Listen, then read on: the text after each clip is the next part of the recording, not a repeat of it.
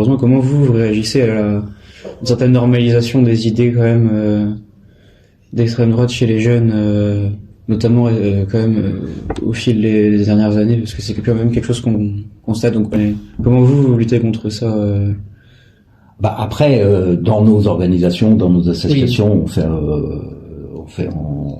on lutte là contre.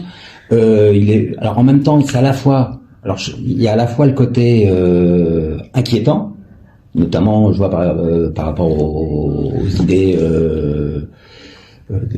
fascistes, et aussi une forme de retour du masculinisme, mais qui montre en même temps. Je pense que c'est parce que les choses avancent, notamment sur le masculinisme et après les périodes MeToo et le fait que les femmes, au bout d'un moment, elles arrêtent d'essayer d'expliquer, mais elles disent ce qu'elles veulent, et que ça rentre dans la société. Il y a des choses qui s'installent, mais il y a une réaction d'une minorité qui se sent qui perd son pouvoir et qui peut être plus violente. Donc c'est pour ça que c'est à la fois l'évolution de la société qui fait qu'il y a un redéveloppement du masculinisme pour ça qu'il faut se battre pied à pied. Enfin, même ça, il pourrait aussi, je pense, avoir des formations au niveau des enseignants. Par exemple, je pense quand j'étais en troisième, on travaillait sur le climat, par exemple. Et à un moment, on avait débunké en quelque sorte une vidéo d'un influenceur d'extrême droite qui justement disait que le réchauffement climatique n'existait pas, etc.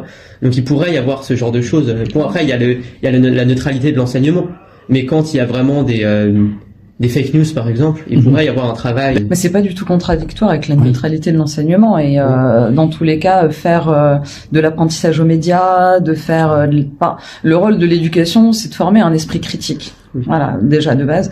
Et le rôle, par exemple, en tout cas d'une municipalité, c'est de permettre aux écoles d'avoir, de faire venir la culture aussi en milieu scolaire, de permettre des sorties aussi, de faire qu'il y ait du débat, de la rencontre, de l'échange. Et la neutralité, ça veut pas dire d'être apolitique. Tout est politique aujourd'hui. Prendre part à la cité, c'est politique.